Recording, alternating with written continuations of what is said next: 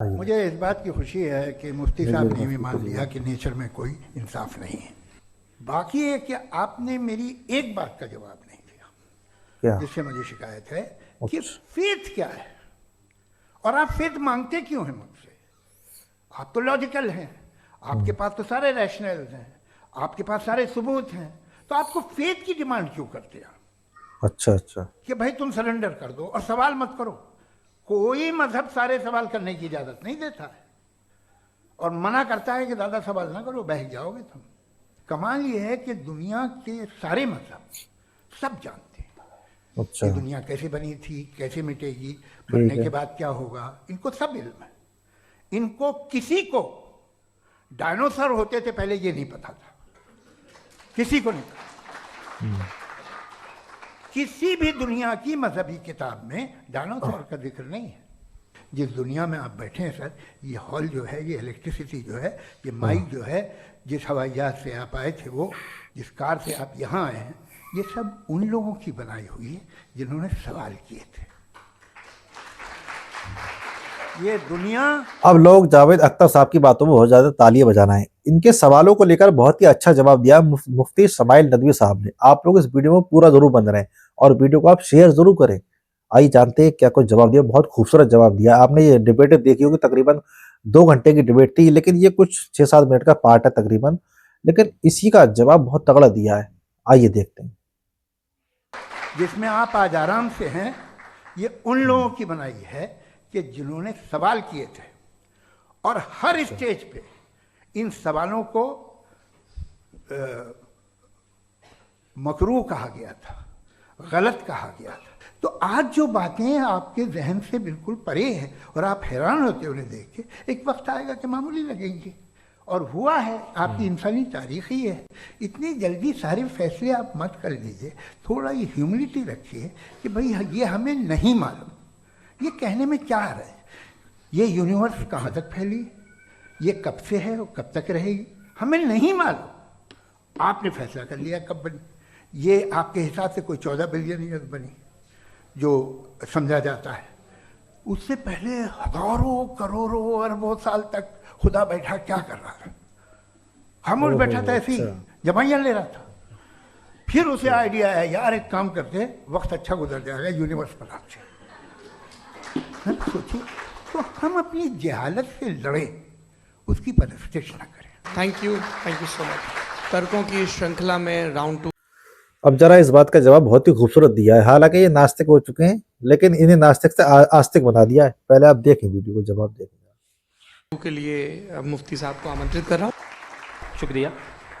जनाब जावेद अख्तर साहब कई मरतबा दोहरा रहे हैं कि फेथ का मतलब बताइए, फेथ का मतलब बताइए। मैंने बता दिया, फेथ सही भी होता है, गलत भी होता है। और आज हम फेथ पे बात नहीं कर रहे, हम ट्रूथ और डज गॉड एग्जिस्ट पे बात कर रहे हैं। क्या डज गॉड एग्जिस्ट, ये ट्रूथ यानी गॉड है या नहीं है, इसमें से दोनों ट्रूथ क्या है। अब आप उसे फेथ कह लें, बिलीफ कह लें, नॉट माई बिजनेस। उसके बाद आपने कहा कि भाई सवाल करने से मजहब रोकता है। मैं कहता हूं जो रोकता है वो रोकता होगा, मैं नहीं रोकता। बल्कि सवाल करें, सवाल करना चाहिए। सवाल कर करके तो हम आगे बढ़ते हैं, तरक्की करते हैं, और इसीलिए मैं आज यहां पे आया हूं। लेकिन सवाल सिर्फ खुदा से नहीं होगा, आपसे भी होगा। सवाल एथिज्म से भी होगा। सवाल सिर्फ मजहब से नहीं होगा, सबसे होगा। और आज मैं सवाल करूंगा और उम्मीद है कि आप जवाब देंगे। अभी तक आपने वैसे कॉन्टिंजेंसी आर्गुमेंट का कोई जवाब नहीं दिया। चलें, आपने कहा यूनिवर्स के बारे में इटर्नल क्यों नहीं बोल देते।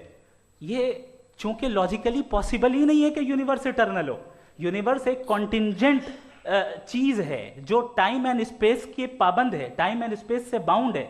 जो टाइम एंड स्पेस से बाउंड होगा वो कॉन्टिंजेंट होगा, जो कॉन्टिंजेंट होगा वो उसकी बिगिनिंग हुई होगी, जिसकी बिगिनिंग हुई होगी वो इटर्नल नहीं हो सकता। ये तो कॉमन सी बात है। आपने कहा कि किसी मजहबी किताब में डायनासोर का जिक्र नहीं है। अफसोस कि आज तक किसी मैथमेटिक्स की किताब में मुझे डायनासोर का जिक्र नहीं मिला। तो इसका मतलब मैथमेटिक्स की किताब बेकार है? नहीं, उसका वो टॉपिक नहीं है। रेवलेशन का और मजहबी किताबों का टॉपिक ये नहीं है कि आपको आके बताए साइकिल कैसे बनाते हैं, या आकर ये बताएं कि जो है डायनासोर कब था।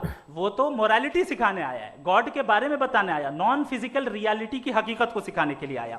रिलीजियन साइंस को रोकता है? नहीं रोकता। अगर रोकता है तो गलत करता है। रिलीजियन साइंटिज्म को रोकता है, जिसमें हमारे जावेद साहब मुब्तला है। साइंस और साइंटिज्म में फर्क है। साइंटिज्म यह है कि आप समझें कि साइंस और साइंटिफिक मेथोडोलॉजी ये नॉलेज को हासिल करने का वाहिद सोर्स ऑफ नॉलेज है, यह है साइंटिज्म। हम इसे रिजेक्ट करते हैं। उसके बाद उन्होंने कहा कि भाई हमें नहीं मालूम, अगर नहीं मालूम तो क्लियरली कह देना कि नहीं मालूम है, इसमें क्या हर्ज है।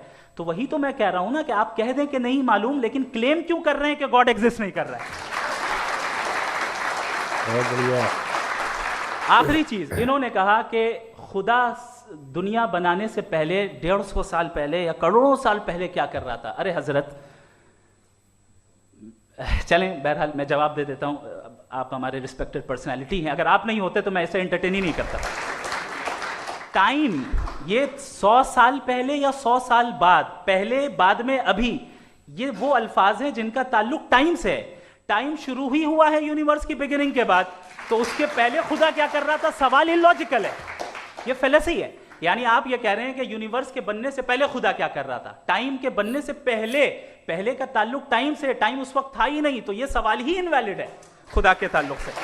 इसकी एक मिसाल आप ले लें। एक कार है, एक साहब ने देखा कि भाई कार जो है उसके व्हील्स कितने अच्छे लगे हुए हैं सही जगह पे, स्टीयरिंग जो है कितने अच्छे जगह पे लगी हुई है, और सीट्स कितने वेल डिजाइंड है, कितनी प्रिसाइजली ये कार काम कर रही है। तो जरूर कोई ना कोई इसे क्रिएट किया है, किसी ने क्रिएट किया है। अब जावेद साहब आए और कह रहे जनाब बोनेट खोलिए, इसमें इंजन है, इंजन इस कार को चला रहा है, hence prove no one has created the car. This is illogical.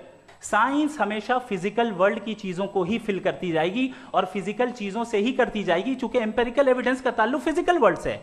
आप साइंस के जरिए मेटाफिजिकल रियलिटी को कभी साबित नहीं कर सकते, ये रॉन्ग टूल का इस्तेमाल करना है। ये वही काम है कि आप मेटल डिटेक्टर से प्लास्टिक डिटेक्टर करने चलें, जो कि जाहिर है सही नहीं है। Thank you.